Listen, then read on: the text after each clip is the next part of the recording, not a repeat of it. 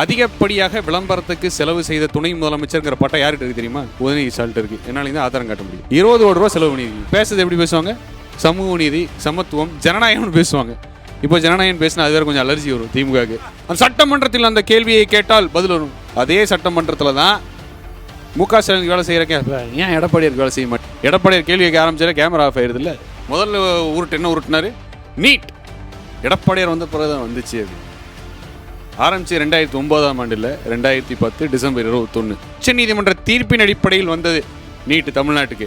இப்போ ஓப்பன் சவால் சாதிக்கு 2 விஷயம். ஒன்று, விருப்பப்படுகின்ற மாநிலம் நீட்டை நடைமுறைப்படுத்தலாம் ஒரு ஆதாரத்தை எப்போ வெளியிட்டாலும் நான் அரசியல் விட்டு விளையிறேன். இருந்து யாராவது அரசியலுக்கு வருவாங்களோ.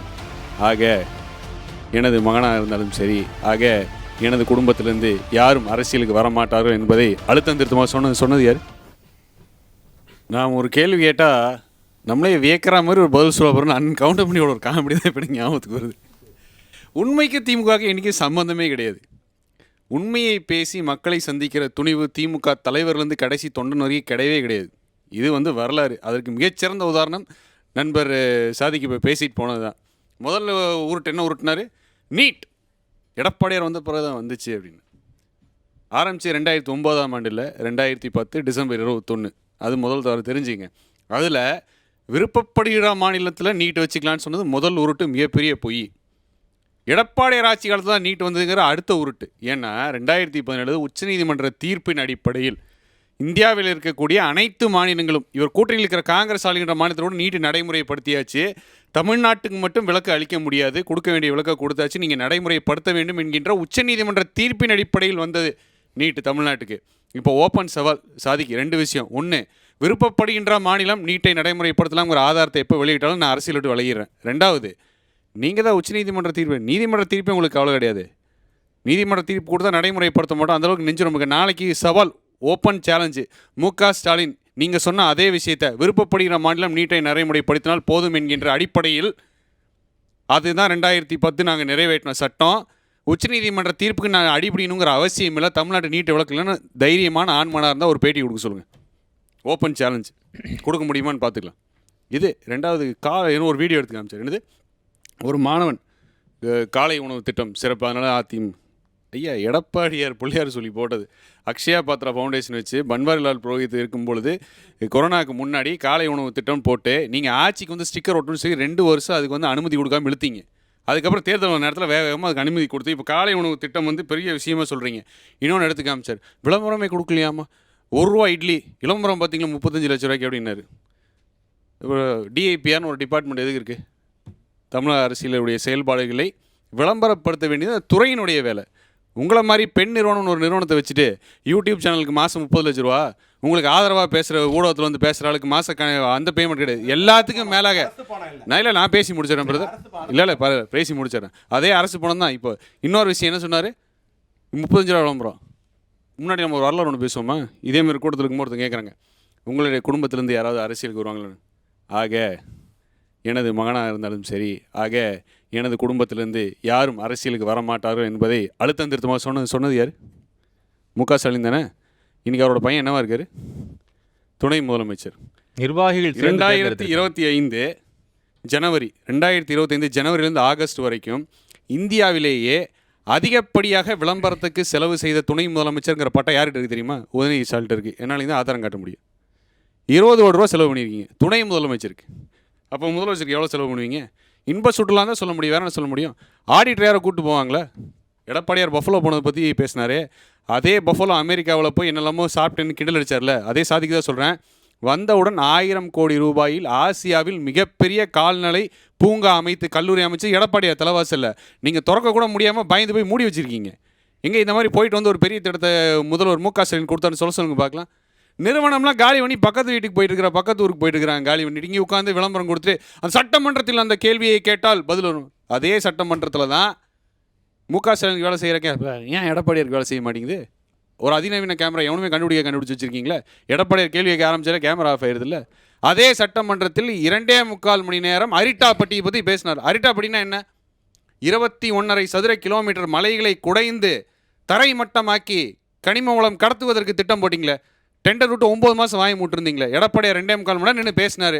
குட்டு வெளிப்படிச்சினோடனே வேகமாக அதை வாபஸ் ஆகணும்னு தீர்மானம் போடுறீங்க. திமுகனே நாடகம் தான், நடிப்பு தான்.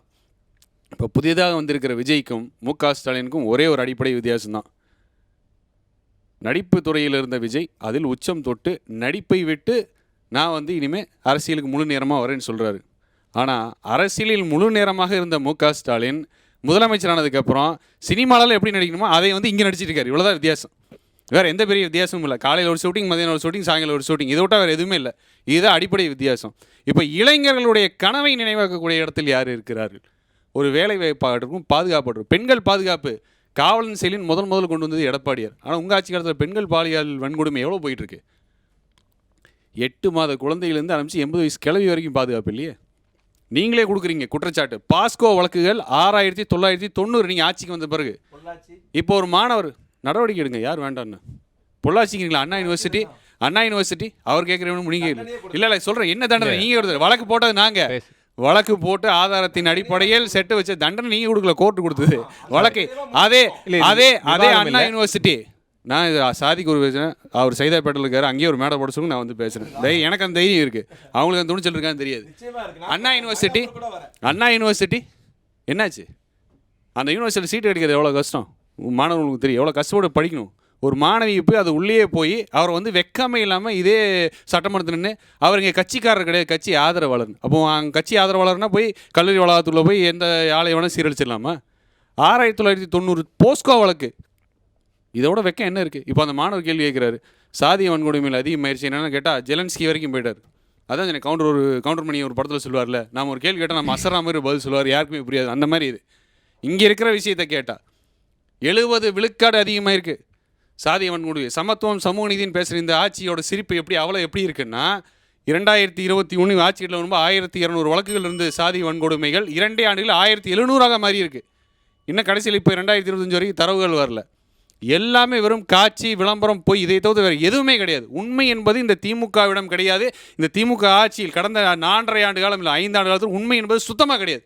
கொடுக்குற அத்தனை புள்ளி விவரமும் கூதல், அத்தனை உருட்டு புரட்டு, இது மட்டும்தான் திமுக. இதை தவிர வேறு எதுவுமே கிடையாது. விளம்பர ஆட்சி மட்டும்தான், வெறும் காட்சி தான், ஆட்சி கிடையாது, வெறும் காட்சி. அதிமுக தலைவராக, அதிமுகவுடைய தலைவரை நான் ஏன் முதலமைச்சராக வேட்பாளராக தேர்ந்தெடுக்கணும்னு ஒரு இளைஞர் சொன்னான்னா அவனுக்கு இந்த பாயிண்ட் நீங்கள் சொல்ல முடியுமா? அப்படின்னு ஒரு பாயிண்ட் இருக்கா?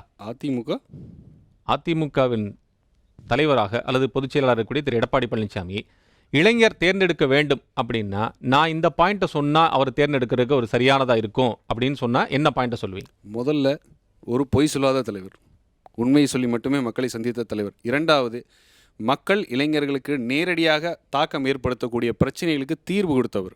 நீட்டுன்னு ஒரு உதாரணம் சொன்னேன். இன்னொரு விஷயம், நம்ம எல்லாம் சாப்பிட்றோம்ல, வீட்டில் 3 வேளை சாப்பிட்றோம். உண்ண உணவு எடுப்பது அடிப்படை தேவை. அது இளைஞராக இருக்கட்டும், யாராக இருக்கட்டும். அந்த தஞ்சையில் வேளாண் பாதுகாப்பு மண்டலமாக அறிவித்து, இந்தியாவில் எந்த மாநிலத்திலும் வேளாண் பாதுகாப்பு மண்டலம் என்று கிடையாது. விவசாயத்தை பிடிக்காத இளைஞர்கள் யாராக இருப்பாங்களா? இன்றைக்கி கார்ப்பரேட் கம்பெனியில் வேலை செய்கிறவங்க கூட வேலையை விட்டு நான் விவசாயம் பார்க்குறேன்னு வந்திருக்காங்க இல்லையா? தஞ்சை மண்டலத்தை இவங்க கொண்டு வந்தாங்களே, திமுக வந்த மீத்தோன் ஹைட்ரோ கார்பன் திட்டத்திலேருந்து அதை பாதுகாப்பு வேளாண் பாதுகாப்பு மண்டலம் என்று கொடுத்தது எடப்பாடியார். 80 ஆண்டு காலமாக தூர்வாரப்படாத வைகை தூர்வாரி குடிமராமத்து என்ற திட்டத்தை கொடுத்து நீரின்றி அமையாது உலகுன்னு சொல்கிறோம். இப்போ ஒருத்தருக்கையும் பிளாஸ்டிக் பாட்டில் வச்சுருக்கீங்க, தண்ணி குடிக்கிறதுக்கு, அது எவ்வளோ? எல்லாருனாலையும் வாங்கி குடிச்சிருக்க முடியுமா? விவசாயிகளுக்கு நீராதாரம் தேவையில்லையா? குடிப்பதற்கு குடிமராமத்து என்கின்ற ஒரு திட்டத்தை கொண்டு வந்து நீர்மிகை மாநிலமாக மாற்றி காமிச்சார்ல. எதுலேயுமே செயல்பாடில் தான் காமிச்சார். 4.5 ஆண்டுகள் ஆட்சி. இது வரைக்கும் மு.க.ஸ்டாலினால் மேடையை போட்டு ஒரு குற்றம் சொல்ல முடியுதா? இல்லையா? அதுதான் வரலாறு. சொன்னதை செய்த தலைவர், சொல்லாததையும் செய்த தலைவர். குறிப்பாக மாணவர்கள், இளைஞர்கள் பாதுகாப்பு, பெண்கள் பாதுகாப்பு உறுதிப்படுத்திய தலைவர். வாழ்க்கையும் வாழ்வாதாரத்தையும் உறுதிப்படுத்தி முதலீட்டை ஈர்த்த தலைவர் எடப்பாடியார். அதான் சாதாரண ஒரு விவசாய குடும்பத்திலிருந்து நான் இன்னாருடைய மகன், நான் இன்னாருடைய பேரன் என்கின்ற தகுதி இல்லாமல் சாதாரண விவசாய குடும்பத்திலிருந்து சாமானியனும் அரியணை ஏறலாம். இப்போ எல்லாம் சொல்கிறீங்களே, இளைஞர்கள் நாம் தமிழ் கட்சின்னு சொன்னார். இளைஞர்கள் அரசியலை பார்க்க வச்சுருக்காங்க, சாக்கடை இறங்கி சுத்தம் செய்யணும் அப்படின்னு. அதை மகாத்மா காந்தியை சொல்லிட்டார். If you want to be the change சொல்லிட்டார். ஆனால் அப்படி வரக்கூடிய இளைஞர்கள் நான் இந்த இடத்தில் அரசியல் களத்தில் புகுந்து அடுத்த நிலைக்கு அடையக்கூடிய நம்பிக்கைங்கிறது எந்த கட்சியில் இருக்குது? அனைத்து இந்திய அண்ணா திராவிட முன்னேற்ற கழகத்தில் மட்டும்தான் இருக்குது. வேறு எந்த கட்சியில் இருக்குது? திமுகவில் போய் உட்காந்தா நீ இன்னாருடைய மகன், நீ இன்னாருடைய பேரன்கிறனால தான் அதிகார தகுதி வரும். ஆட்சி அதிகார தகுதிங்கிறது அப்போ தான் வரும்.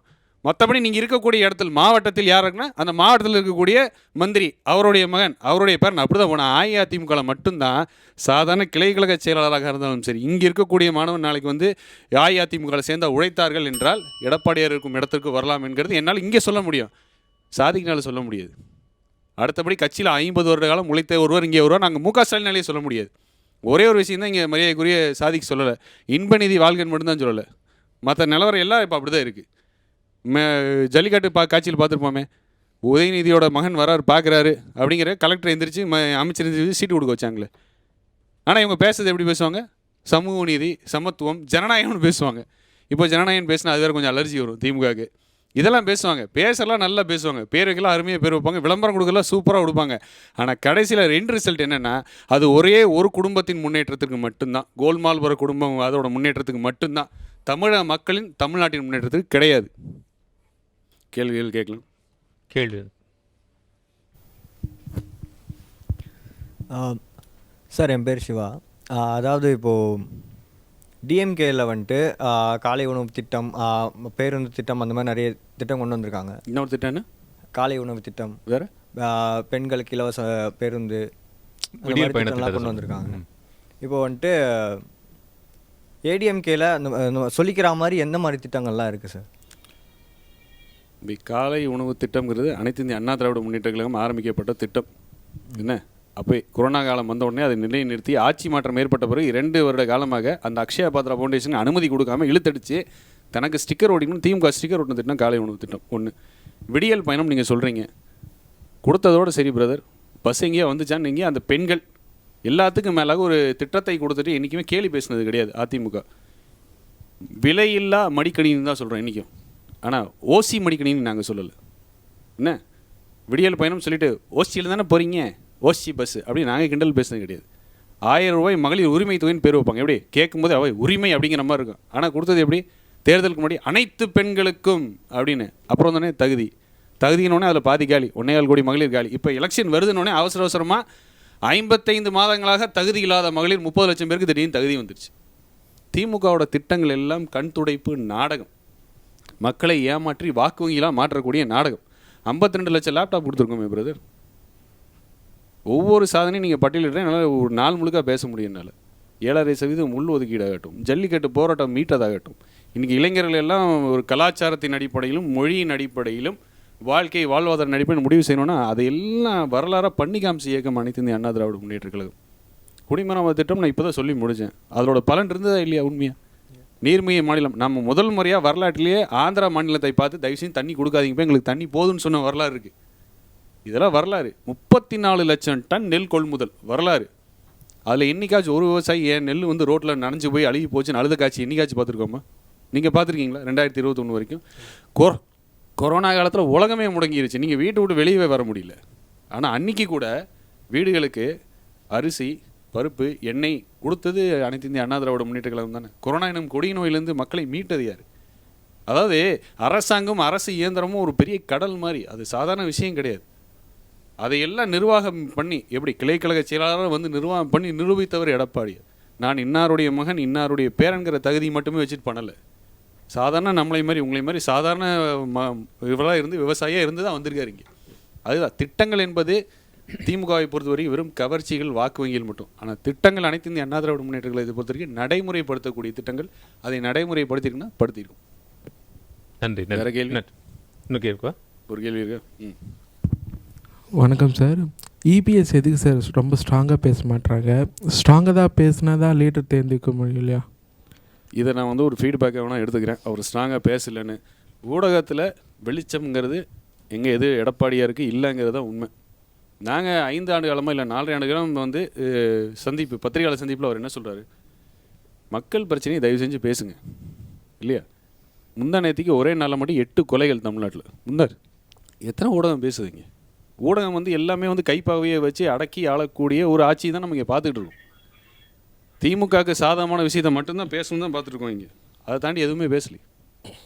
திமுகவுக்கு சாதகமான விஷயம் மட்டும்தான் ஊடகத்தில் பேசணும் அப்படிங்கிறத இருக்குது. மக்களுடைய அன்றாட பிரச்சனைகள், நாட்டு நடப்பை பற்றி எதோ பேசுகிறோமா?